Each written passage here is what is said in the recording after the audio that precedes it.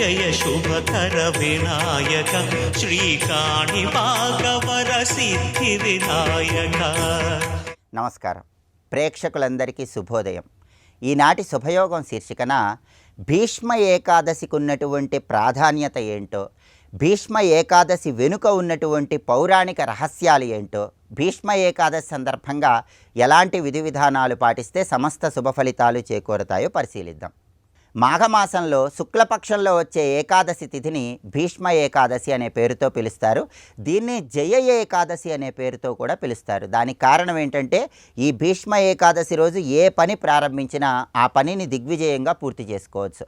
అందుకే దీన్ని జయ ఏకాదశి అనే పేరుతో పిలుస్తారు.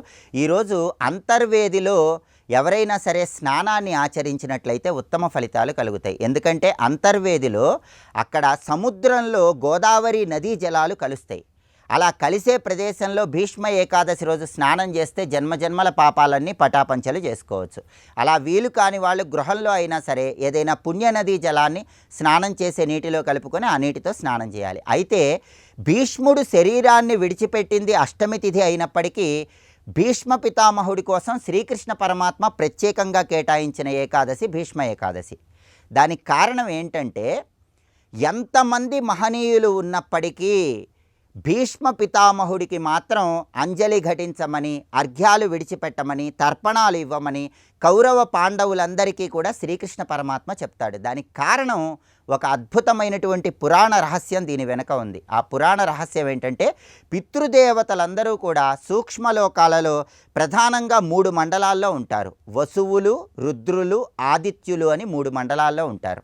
ఆ 3 మండలాల్లో వసువులు అనే మండలంలో అష్టవసువులు ఉండేవాళ్ళు. అయితే ఈ అష్టవసువులు ఒకసారి వశిష్ఠ మహర్షి ఆశ్రమానికి వెళ్ళి ఆతిథ్యం స్వీకరించినప్పుడు అక్కడ కామధేనువును చూస్తారు.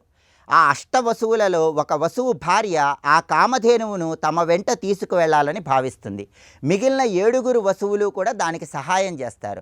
దాంతో వశిష్ఠ మహర్షికి కోపం వచ్చి మీరందరూ కూడా భూలోకంలో జన్మించమని శాపం ఇస్తాడు. అయితే మిగిలిన 7 వసువులు మాత్రం మేం కేవలం సహాయం మాత్రమే చేశామని చెప్తే ఆ మిగిలిన 7 వసువులు మాత్రం భూమి మీద జన్మించి వెంటనే శరీరాన్ని విడిచిపెట్టి వసులోకానికి వస్తారని, ఎవరైతే కామధేనువుని వెళ్ళాలని ప్రయత్నించారో ఆ వసువు మాత్రం అనేక సంవత్సరాల పాటు భూమి మీద ఉండి తన భార్య ప్రోద్బల్యం చేత కామధేనువును తీసుకురావాలని ప్రయత్నించాడు కాబట్టి భూలోకంలో స్త్రీల వల్ల ఇబ్బందులు పడతాడని వశిష్ఠ మహర్షి శాపం ఇస్తాడు.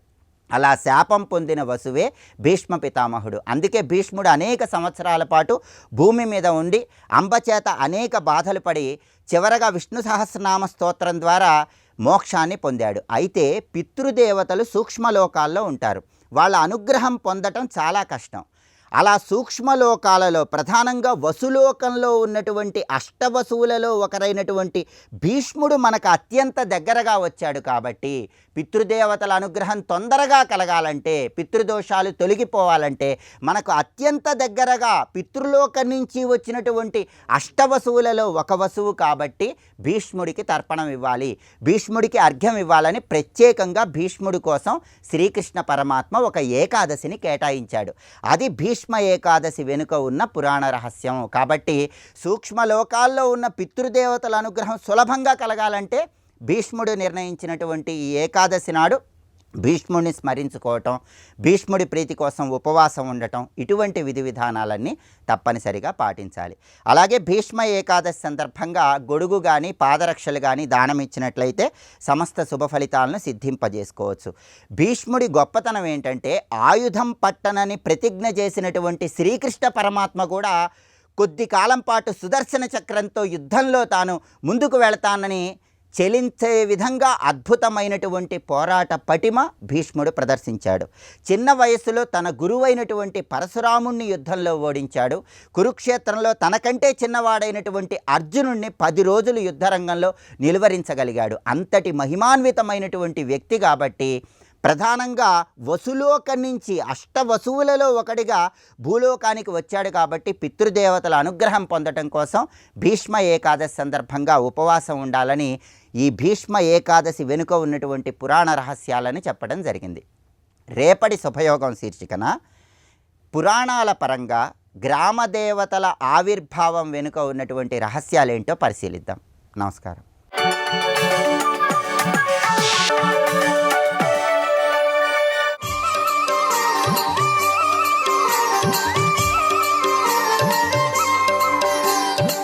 వనమాలి గదీశార్ంగీ శంఖీ చక్రీ చ నందకి శ్రీమన్నారాయణో విష్ణు వాసుదేవోభిరక్షతు.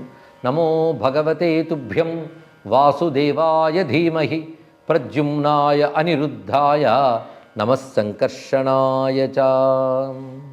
శ్రీమన్నారాయణాయ వాసుదేవాయ విష్ణవే నమో నమః. మాఘశుక్ల ఏకాదశి భీష్మ ఏకాదశి అని ప్రసిద్ధి చెందింది. నిజానికి భీష్మ అనే మాటకి పట్టుదల, ప్రతిజ్ఞ ఇత్యాది అర్థాలు ఉన్నాయి. పట్టుదలగా చేయవలసిన ఏకాదశిని భీష్మ ఏకాదశి అని వ్యవహరించవచ్చు. ఆ మాటకొస్తే కొన్ని పవిత్ర మాసాల్లో ఏకాదశి నుంచి పూర్ణిమ వరకు భీష్మ పంచకము అంటారు. అంటే 5 రోజులు పట్టుదలగా దీక్షగా ఒక ప్రతిజ్ఞలాగా వ్రతం చేయాలనే ఉద్దేశంతో భీష్మ పంచకం అన్నారని చెప్పవచ్చు. కానీ మాఘశుద్ధ ఏకాదశికి భీష్మ ఏకాదశిని ఎక్కువ వ్యవహారం. దీనికి కారణం ఏంటంటే కొంతమంది ఈ రోజున భీష్ముడు నిర్యాణం చెందాడు అంటారు. కానీ అది ప్రమాణం లేదు. మహాభారత ప్రకారంగా భీష్ముడు నిర్యాణం చెందింది మాఘమాసంలో వచ్చిన శుక్ల అష్టమి నాడు. ఆ రోజున భీష్మ తర్పణములను కూడా చేస్తారు. అయితే భీష్ముడు మహాభాగవతోత్తముడు. ఆయన మాఘశుక్ల అష్టమి నాడు పరమపదించాడు, సిద్ధి పొందాడు. ఆ మహాత్ముడు ముక్తిని పొందాడు.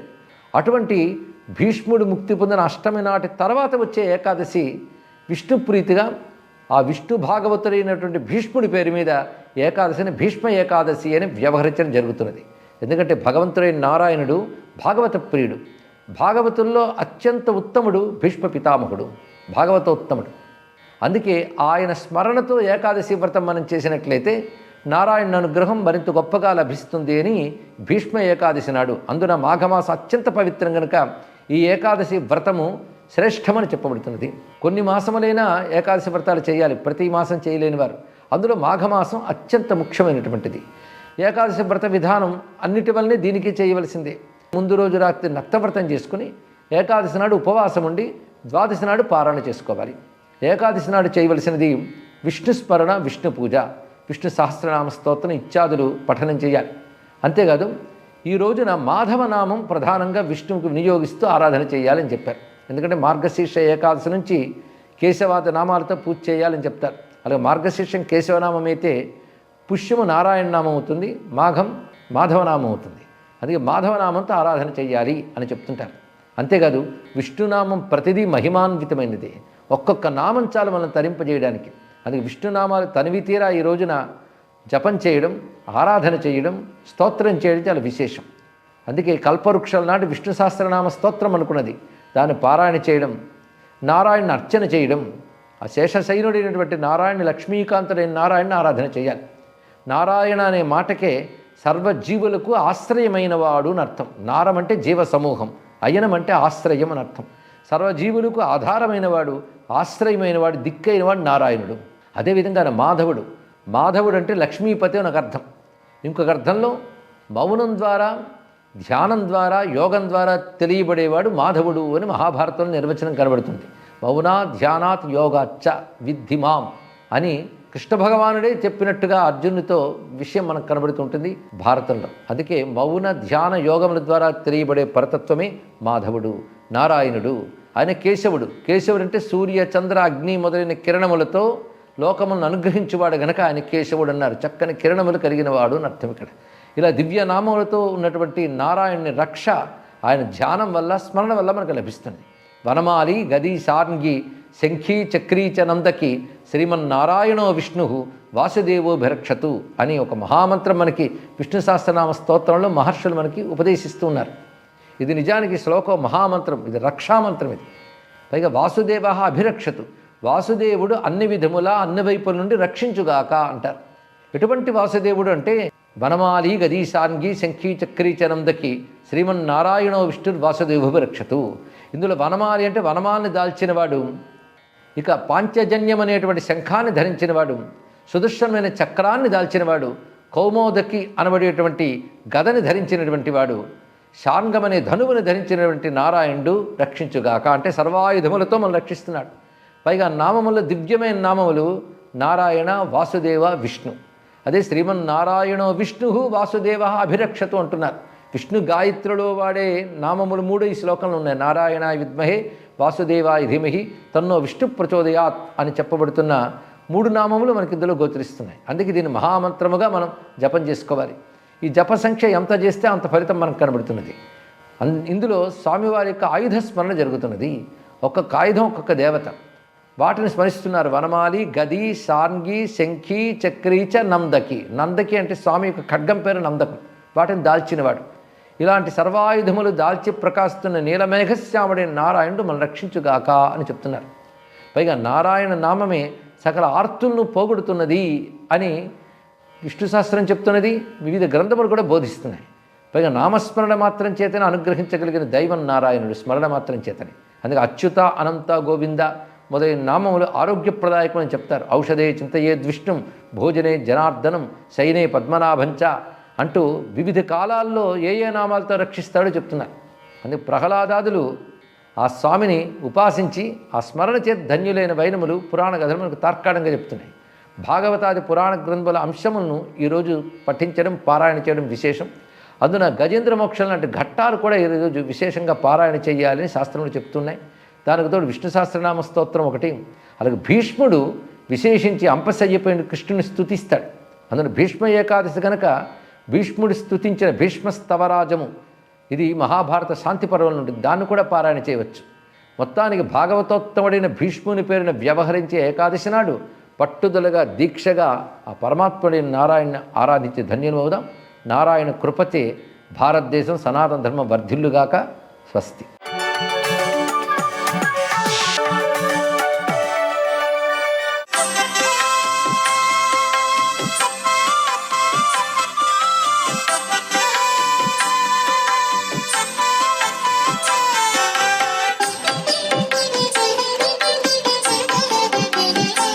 ఓం నమో నారాయణాయ.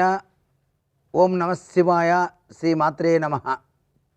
ఈరోజు భీష్మ ఏకాదశి, మాఘశుద్ధ ఏకాదశిని భీష్మ ఏకాదశి అంటారు. ఈ రోజున ప్రతి ఒక్కరూ కూడాను ఉపవాసం ఉంటే చాలా మంచిది. భీష్ముని స్మరించి తర్పణాలు విడవాలి. ఉపవాసం ఉండి విష్ణువును పూజ చేసి రాత్రిపూట జాగరణ చేయాలి.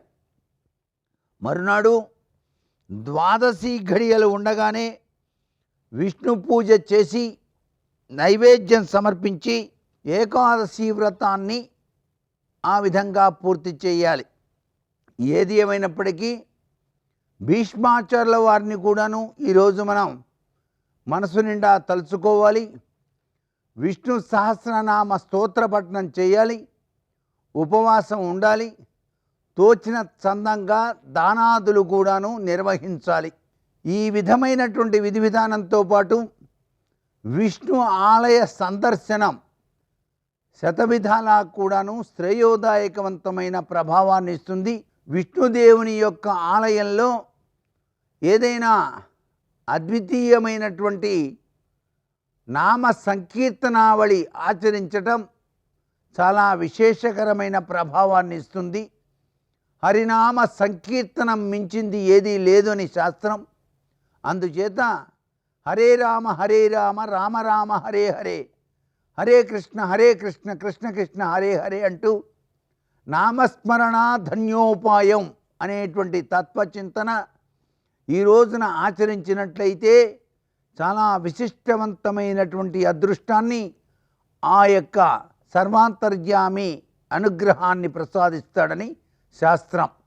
అంతేకాకుండా ఈరోజు ఆచరించేటువంటి భక్తి తత్వానికి సంబంధించిన చిన్ని విషయం కొన్ని వేల కోట్ల సత్ఫలితాన్ని మనకు ప్రసాదిస్తుంది సుమా.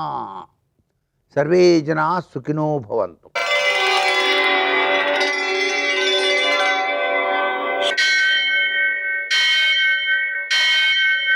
सहस्रशीर्षं देवं विश्वाक्षं विश्वशम्भुवं విశ్వం నారాయణం దేవమక్షరం పరమం పదం విశ్వతః పరమాం నిత్యం విశ్వం నారాయణగుం హరిం విశ్వమేవేదం పురుషస్తద్విశ్వముపజీవతి పతిం విశ్వస్యాత్మేశ్వరం శాశ్వతం శివమచ్యుతం నారాయణం మహాజ్ఞేయం విశ్వాత్మానం పరాయణం.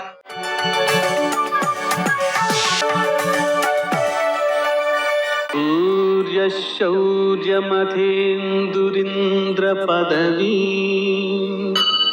సన్మంగళం మంగళం.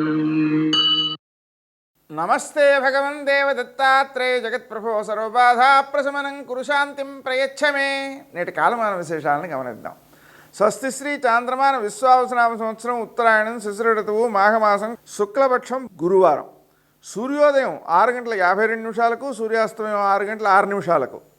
తిథి ఏకాదశి మధ్యాహ్నం 1:54 వరకు. నక్షత్రం రోహిణి ఉదయం 7:31 వరకు. తరువాత మృగశిర తెల్లవారుజామున 5:28 వరకు.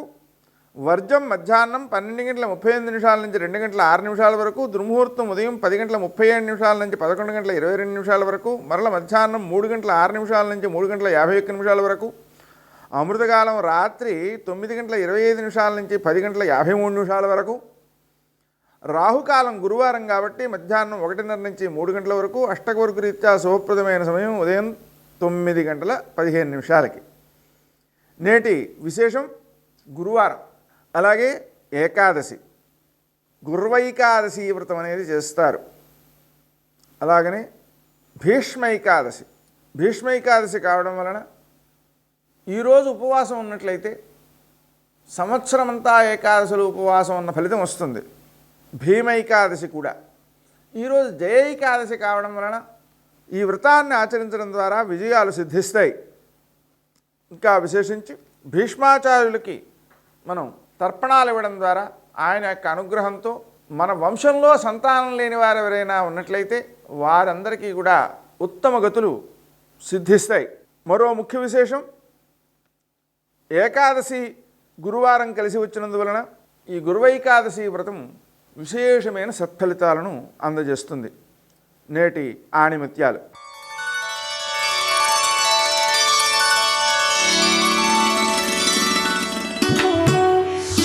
సర్వులను ప్రేమించడమే అసలైన భక్తి.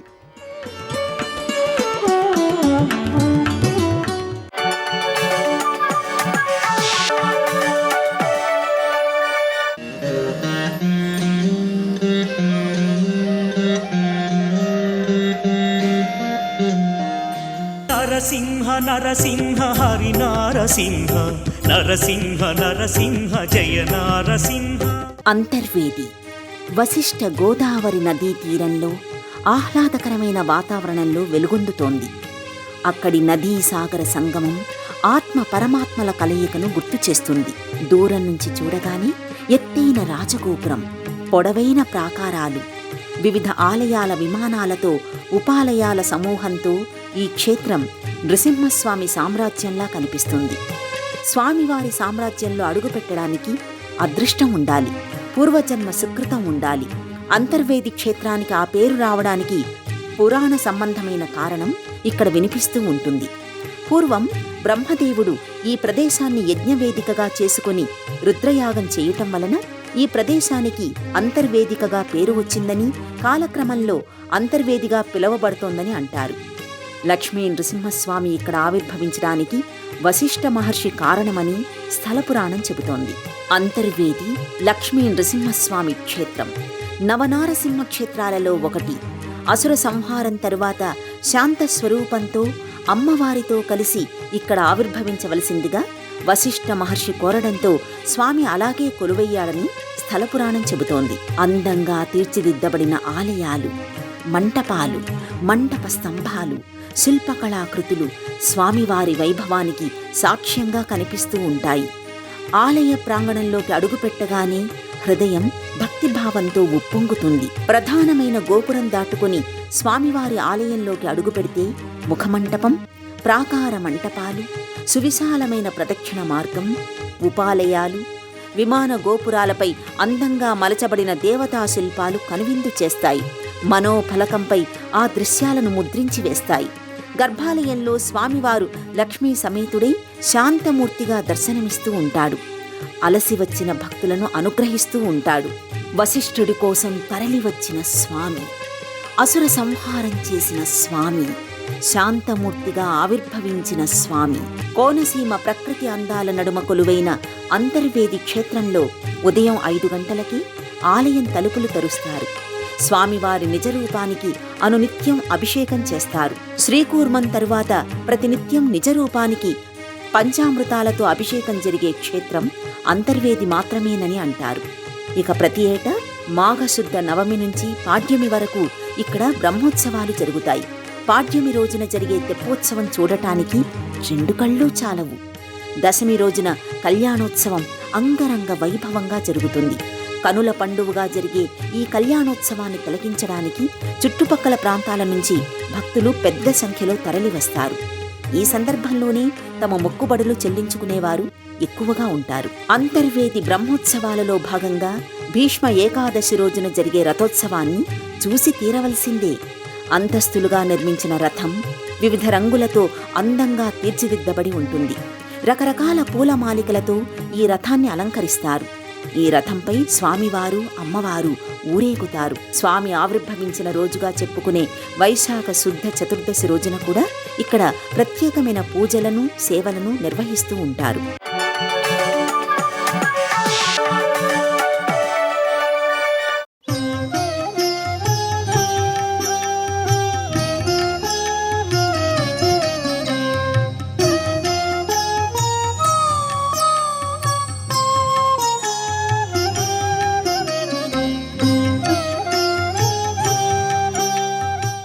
ఇప్పుడు ఆయన పనుపున పూతన అన్న రాక్షసి బయలుదేరింది. ఎందుకని? ఆసక్తి ఉన్న వాళ్ళనే పంపించాలి. ఆమెకి 3 లక్షణాలు ఉన్నాయి. ఆమె పల్లెల మించి పట్టణముల మించి వెడుతూ పసిపిల్లల్ని పసిగడుతుంది. 2 కామరూపాన్ని ధరిస్తుంది. పైన వెళ్ళేటప్పుడు రాక్షసీతత్వంతో వెడుతుంది. భూమి మీదకి దిగినప్పుడు అందరి యొక్క దృక్కులు కూడా నిలబడిపోయేటంత సౌందర్యమూర్తిగా మారిపోతుంది. 3 మాతృత్వమునకుండేటటువంటి లక్షణం అమృతం అంతే. అది పందె, కుక్క, పిల్ల వదిలిపెట్టేయండి. నా బిడ్డ అన్న భావన పొందగానే ఆమె నెత్తురు పాలగా మారిపోయి బిడ్డ బ్రతికేటటువంటి అమృతాన్ని స్రవిస్తుంది స్తన్యం. లోకములు బ్రతుకుతున్నాయంటే పరదేవత స్త్రీయందు ఉంది కాబట్టి బ్రతుకుతున్నాయి, లేకపోతే బ్రతకవు లోకాలు. పరమేశ్వరుడంతటి వాడు ఎంత గౌరవించాడంటే ఆడతనాన్ని, అసలు వాళ్ళు లేనప్పుడు సృష్టి లేదు, స్థితి లేదు. వాళ్ళు ఉన్నారు కాబట్టి స్తన్యముల నుండి స్రవించిన పాలు త్రాగి లోకం బతుకుతోంది. వాళ్లే బ్రహ్మ, వాళ్లే విష్ణువు, వాళ్లే శివుడు. అమ్మని మించిన పరదైవం లేదు. అంత పవిత్రత కలిగినటువంటి మాతృత్వానికి కళంకం పూతన. ఆమె తన స్తన్యముల యందు విషాన్ని నింపుకుంటుంది. ఆమె కిందకొస్తూనే అందరూ దిగ్భ్రాంతి చెందుతారు ఆమె సౌందర్యాన్ని చూసి. గబగబా లోపలికెళ్ళి ఊయలలో ఉన్న పిల్లవాడిని అందుకుని స్తన్యాన్ని వాడి నోటిలో ఉంచుతుంది. తెలియక చప్పరించగానే అంత భయంకరమైన విషయానికి కొయ్యబారిపోయి నల్లగా అయిపోయి మరణిస్తూ ఉంటారు. కాబట్టి ఇప్పుడు ఆ పూతన బయలుదేరి వెడుతోంది. అప్పటికి ఎంతమంది పిల్లల్ని చంపిందో లెక్కలేదు. ఇప్పుడు ఆమె నందవ్రజం మీదకు వచ్చింది. నందవ్రజంలో పైనుంచి చూసింది. కింద నందుడి యొక్క గృహం ఉంది. అందులో పసిపిల్లవాడైనటువంటి కృష్ణుడు ఊయలలో పడుకునున్నాడు అన్న విషయాన్ని గ్రహించింది. వెంటనే కిందకి దిగింది. కిందకి దిగితే కామరూపి మార్చేసుకుంటుంది రూపాన్ని. చిన్నది నందవ్రజం. ఒక్క గోపాల బాలురు, గోపకాంతలు, గోవులు, ఆ 3 ఉంటాయి అక్కడ. కాబట్టి ఇప్పుడు ఆ గోపాల బాలురికి ఆ ఊళ్ళో ఎవరు కొత్తగా వచ్చినా వీళ్ళు కొత్త వాళ్ళన్న విషయం తెలిసిపోతుంది. మీరు ఎవరి కోసం వచ్చారు అని అడగగలరు వాళ్ళు. కానీ వాళ్ళు ఎంత నిశ్చేష్టితులైపోయారంటే ఆమె నడిచి వెడుతుంటే మన ఊరికి లక్ష్మీదేవి వచ్చిందనుకున్నారు. సిరిమమ్ముం బ్రతకంగ చూచుటకునై శృంగారవేషంబుతో నరుదేనోపు నటంచు గోపకులు జిహ్వల్రాక మోహించి తత్పరలై చూడల తాంగిపోయికనియన్ పర్యంక మధ్యంబునన్బరు భస్మానల తేజు దుర్జనవధ ప్రారంభకుండింబకున్నన్నారు పోతన గారు. ఆమె సిరిమమ్ముం బ్రతకంగ చూచుటకొనై శృంగార వేషంబుతో నరుదేనూపనటంచు గోపికలు జిక్పల్రాక మోహించి తత్పరలై చూడా సాక్షాత్తు ఆదిలక్ష్మి వైకుంఠం నుంచి దిగి వచ్చి నందవ్రజంలో నడిచి వెడుతోందనుకుని వాళ్ళందరూ ఆమె వంక చూస్తూ నిశ్చేష్టితులైపోయారు. ఆమె ఏమీ తెలియని దానిలా కాలి మంజీరములు చప్పుడవుతుండగా లక్ష్మీదేవి నడిచినంత వైభవంతో నడుస్తూ నందుని యొక్క ఇంటిలోకి వెళ్ళింది. వెళ్ళి ఎవరిని చూసింది? కృష్ణుణ్ణి చూసింది. కృష్ణుణ్ణి ఆమె చూస్తే పోతన గారు అన్నారు, బరు భస్మానల తేజు దుర్జనవధ ప్రారంభకున్ ఢింబకున్ అన్నారు. బూది కప్పిన నిప్పు అని ఒకటి ఉంటుంది. ఆరిపోయింది కదా అని ముట్టుకున్నాం అనుకోండి, లోపల ఎర్రటి నిప్పు ఉంటుంది, చేయి కాలుతుంది. అలా ఏమీ తెలియనటువంటి ఒక పసిపిల్లవాడిలా పడుకుని నిద్రపోతున్నాడు. అసలు పోతన గారు అన్నారు ఒక చోట, కన్నులు తెరువని కడుచిన్ని పాపడై దానవిచనుబాలు త్రావి చంపే అన్నారు. అసలు ఇంకా కళ్ళు సరిగ్గా తెరవడం కూడా రానంత అర్భకుడైనటువంటి పసిపిల్లవాడిలా ఊయలలో పడుకున్నటువంటి కృష్ణ పరమాత్మను చూచి, ఈ పిల్లవాడు పసిపిల్లవాడే, నా చేత చంపదగినవాడు అనుకుని ఆమె కిందకి దిగింది. చూసింది ఆయన బూది కప్పిన నిప్పు. దుర్జనవధ ప్రారంభకున్ ఢింబకున్ అన్నారు. ఢింబకుడు అంటే పసిపిల్లవాడు, దుర్జనవధ ప్రారంభకున్ అంటే పూతనా సంహారాన్ని సంకేతిస్తున్నారు. ఇక తన యొక్క పరిపూర్ణావతారం యొక్క లక్ష్యమైనటువంటి రాక్షస సంహారాన్ని ప్రారంభం చేస్తున్నాడు. మొట్టమొదట రాక్షసీ సంహారం ఎవరితోటి అంటే పూతనా సంహారంతో ప్రారంభం. రామావతారంలో అయితే తాటకా సంహారం, కృష్ణావతారంలో అయితే పూతన సంహారం. కాబట్టి ఇప్పుడు పూతనా సంహారం కోసమని చెప్పి ఆయన ఉద్యుక్తుడవుతున్నాడు. ఆయన ఉద్యుక్తుడవుతున్నాడంటే ఆయన ఏమైనా శంఖచక్రాలు పట్టుకున్నాడా చేతిలో? ఏమీ లేదు. ఆ లోకేశ్వరుడా చరాచర విభుండాబాల గోపాలుడా బాలధ్వంసిని గొంతు గంటిడి వెసన్ బాలెంత చందంబునన్ పాలిండ్లన్ విషమూని వచ్చుట మదించింతించి లోనవ్వుచున్ కాలంగేల కదల్పరాని కరణిన్ కన్మోక్షి గుర్పెట్టుచున్. పోతన గారు శాబ్దిక ప్రత్యక్ష ప్రసారం చేశారు. అది వింటుంటే అసలు ఆ కృష్ణుడు పడుకున్నటువంటి రీతిని అంత అద్భుతంగా ఆవిష్కరించారు ఆయన. ఆ లోకేశ్వరుడు ఆ చరాచర విభుండాబాల గోపాలుడు. ఆయన ఎవరు? పడుకున్నవాడు. పసిపిల్లవాడిగా ఉన్న ఆయనలో అనంతమైనటువంటి బ్రహ్మాండములన్నింటినీ నిర్వహించగలిగినటువంటి సమర్థత యందు ఏ విధమైనటువంటి తరుగుదల లేని పరిపూర్ణుడు. సర్వం శ్రీ ఉమామహేశ్వర పరబ్రహ్మార్పణమస్తు. స్వస్తి.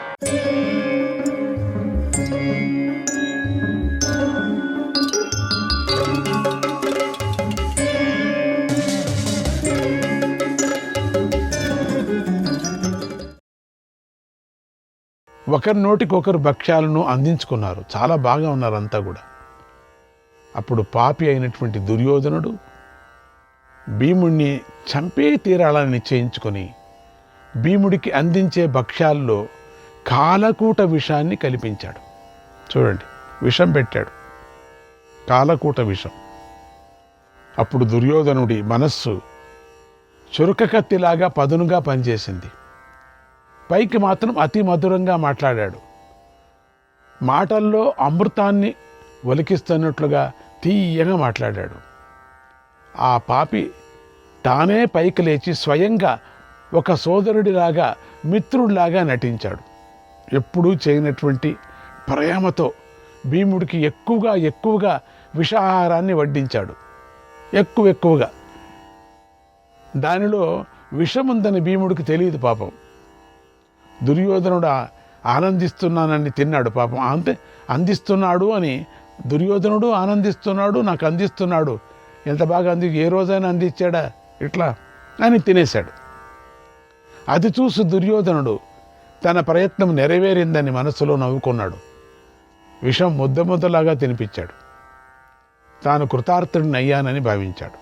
ఆహా, ఇదే నాకు కావాల్సిందే. తర్వాత అందరూ జలక్రీడలు ప్రారంభించారు. ఆ ఆటలు పూర్తి అయ్యేసరికి సాయంకాలం అయింది.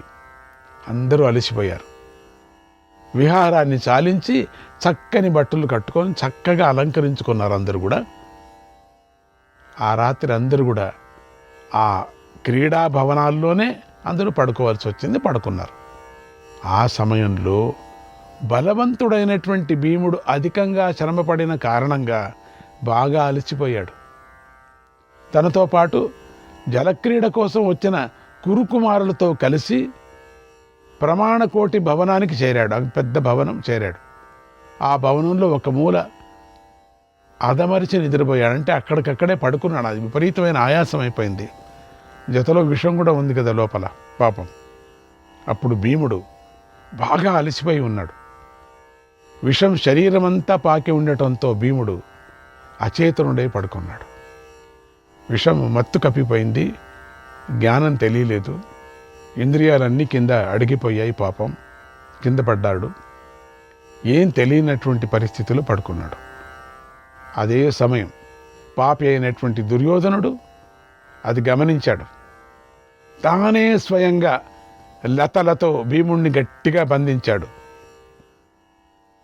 గట్టిగా తానే, ఇంకెవరికైనా చెప్తే సరిగ్గా బంధించరని తానే బంధించాడు. ఎత్తైన ప్రదేశం నుండి గంగలోకి తోసేశాడు. భీముడు అలా స్మృతి తప్పి ఉన్న స్థితిలోనే నీటిలో మునిగిపోయాడు. పాతాళ లోకానికి చేరాడు. భీముడు పాతాళ లోకంలో క్రింద పడుతున్నప్పుడు అతడి దేహం క్రింద పడి ఎంతోమంది నాగకుమారులు మరణించారు. అంత పెద్దగా ఉండింది ఆ శరీరం. దడారని చిన్న చిన్న పాములంతా గోవిందైపోయాయి. అప్పుడు భయంకరమైన విషం గల నాగులందరూ కోపించి ఒక్కటై తమ కోరలతో భీముడిని కరిచారు. ఏం కరిస్తే ఎంతో, లేకపోతే ఆల్రెడీ విషంతో ఉన్నాడు కదా, ఇంక వీళ్ళకేమి దొరుకుతుంది. తతోస్య దశ్యమానస్య తద్ విషం కాలకూటకం హతం సర్ప విషేణైవ స్థావరం జంగమేనతు. ఆ విధంగా నాగులు కాటు వెయ్యగానే భీముడి లోపల ఉన్నటువంటి కాలకూట విషమంతా విరిగిపోయింది. చూడండి, పాముల ద్వారా ఎక్కినటువంటి కొత్త విషం పూర్వం తిన్న కాలకూట విషాన్ని సారం లేనిగా చేసి పరిచింది. ఇది విరుగుడు, విషానికి విషం విరుగుడు. మామూలుగా పాము కరిస్తే పాము విషంతోనే తయారు చేసినటువంటి ఇంజెక్షన్ వేస్తారు. అదే కూడా విషమే. ఎప్పుడు వేస్తారో ఆ ఇంజెక్షను, లోపల ఉండేటువంటి విషము ఇప్పుడు కృతకమైనటువంటి విషంతోనే తయారు చేసినటువంటి ఈ ఇంజెక్షన్తో లోపల ఉండేటువంటి విషం విరిగిపోతుంది. కొన్ని విరుగుళ్ళు అని చెప్తారు దానికి. ఇప్పుడు విషం కరిచిందంటే అమృతం తీసుకొచ్చి వేయరు. అది విరుగుడు, అమృతం కదా అనుకోకూడదు మనం. విషమే అమృతము విరుగుడు అవుతుంది. దాంతో విషం ప్రభావం అంతా నశించిపోయింది. లోపల ఉండే విషమంతా పోయింది. మంచిదే అయింది. ఈ పాములంతా కాటు వేసింది, చాలా మంచిదైంది. భీముడు విశాలమైన వక్షస్థలం గలవాడు. వాహగా అతడి చర్మం ఇనుములాగా కఠినంగా ఉంటుంది. అందుచేత నాగులు కాటు వేసినా కూడా భీముడు చర్మాన్ని నాగులు కోరలు ఛేదించలేకపోయాయి. కొన్ని పళ్ళన్నీ ఇరిగిపోయాయట ఆ నాగులు కుడుతూ ఉంటే. అంత పెద్ద చర్మం, 3-4 ఇంచులు చర్మం అన్నట్టు. ఏమిటో, ఆయన వాయుదేవుడు కదా, మనిషి కాదు కదా, అంత చర్మం అది. అవి కరుస్తూ ఉంటే పాములు ఆ దానిలో యొక్క కూరలు ఉంటాయి కదా, అవే ఇరిగిపోయి టక్కని ఇరిగిపోయి అక్కడే పుచ్చుకున్నాయట, బయటికి రాలేదట.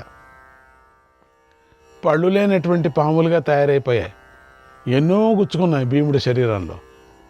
ఈ హడావుడికి భీముడికి అంతవరకు పడుకానే ఉన్నాడు మహానుభావుడు. భీముడికి నెమ్మదిగా మెలకు వచ్చింది. అంత హాయిగా నిద్రపోతున్నాడు. ఇంత పని కింద పడ్డాడు, చుట్టు పెరడేశాడు, కింద వెళ్ళాడు, గంగలో పడ్డాడు, పాతాళానికి వెళ్ళాడు. పాతాళంలో పాములంతా చంపేశాడు. కింద పడుతున్న దప్పని అన్ని పాములు వచ్చాయి, కరిచాయి. కరుస్తూనే కొన్ని పాములకి నాలుకలు పోయాయి. ఏం భీముడు గొప్పాడు కదా. అంత అయిన తర్వాత నెమ్మదిగా ఎవరో ఇట్లా లేపినట్టు అయిందట. మెల్లగా ఎవరో ఇట్లా దర్భతో ఇట్లా కొట్టినట్టు అయిందట. ఒంటికి చుట్టుకున్నటువంటి బంధనాలను తెంచుకున్నాడు. 1 నిమిషంలో ఇట్లా అన్నాడు, తుస్స్ అన్నాడు, పోయింది. మీదకి వచ్చినటువంటి నాగులను పట్టుకొని నేలకే సోపారి కొట్టాడు. అది ఒక్క పరి అన్నీ ఎదిరించుకొని ఒక్కపారి ఇట్లా అన్నాడట. పురుగుల్లాగా అట్లా ఒక్కపారి కింద కొట్టాడు. కొందరు నాగులు భయపడి పారిపోయారు, కొందరు చచ్చిపోయారు. భీముడి చేతి నుండి బ్రతికి బయటపడ్డామనుకుని కొందరు నాగులు వాసుకి దగ్గరికి వెళ్ళి ఇలా అన్నారు. వాసుకు పెద్ద ఆయన కదా, ఓ నాగరాజా, ఒక మనుష్యుడిని ఎవరో బంధించి నీటిలో పడేశారు. మనుష్యుడో లేక ఎవరో తెలియటం లేదు. అతడు విషం తాగి ఉంటాడని మేము అనుకుంటున్నాం. ఇంకా మా విషం ఏం పనిచేయలే అక్కడ. ఈ పాటికి పోయేవాడు అనుకుంటే బతికాడు. ఆల్రెడీ మన విషాన్ని తాగాడు. ఎందుకంటే అతడు సృహ లేని దశలో మన లోకానికి వచ్చాడు. మా చేత కరవబడి కూడా మేల్కొన్నాడు. దయచేసి మాదొక్కటి విన్నవించండి. ఎన్నో వందల మంది ఈ నాగులు వాళ్లకు పట్టుకున్నటువంటి ఎవరెవరికి నోట్లో ఉండేటువంటి పండ్లు ఉన్నాయి కదా, అవన్నీ ఆయన శరీరంలో గుచ్చుకుపోయాయి. అది ఇప్పిస్తే చాలు మాకు. ఇప్పుడు సులభంలోకి వచ్చాడు. తెలివి తెచ్చుకొని కట్లంతా తెంచుకున్నాడు. మా మీదకి వచ్చి మమ్మల్ని నేలకేసి కొట్టాడు. మేము బతికి శ్రీహరో కృష్ణ అని పరిగెత్తుకొచ్చాము ఇక్కడికి. అతడి వివరాలు నువ్వు తెలుసుకోవాలి, మాకు మాత్రం తెలీదు. అసలు ఆయన అడుగు వేస్తే చచ్చిపోతాం కిందికి అన్నారు. వెంటనే వాసుకి నాగులతో కలిసి భీముణ్ణి చూశాడు. అదే సమయంలో నాగరాజు అయినటువంటి ఆర్యకుడు కూడా భీముణ్ణి చూశాడు. ఆర్యకుడు ఎవడో కాదు, కుంతీదేవి తండ్రి అయినటువంటి సూరసేనుడి తాత. కనుక ఆర్యకుడు తన కూతురి కొడుకును, అంతటి కూతురు కొడుకు అనేటువంటి భీముణ్ణి గట్టిగా, అంటే తన కూతురి కొడుకు అయినటువంటి భీముణ్ణి గట్టిగా కౌగిలించుకున్నాడు. కూతురు కొడుకు అయినటువంటి వాడు ఆ ముదిమనుడులాగా. వాసుకి భీముణ్ణి చూసి సంతోషించాడు.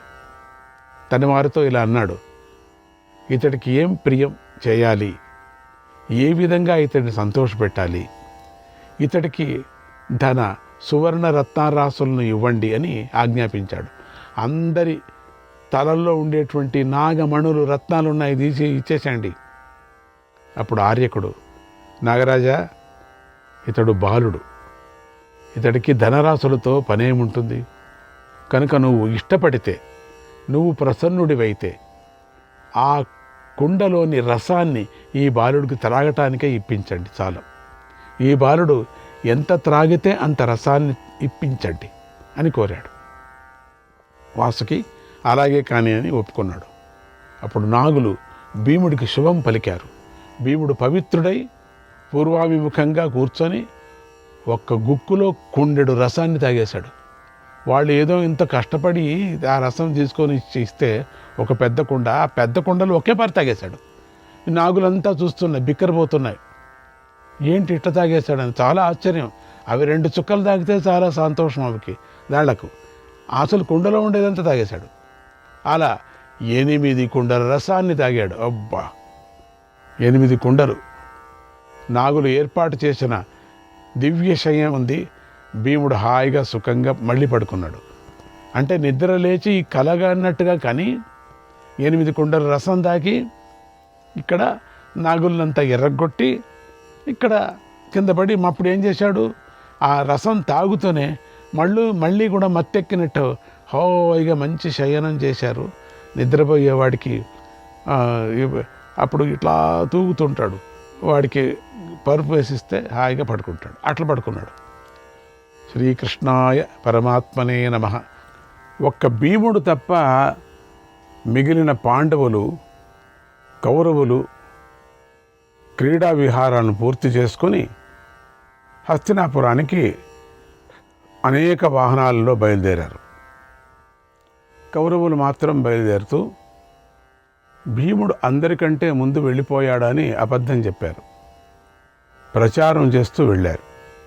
మనకన్నా ముందే వెళ్ళాడు, మేము చూసాము, రథం వెళ్ళిపోయింది అని.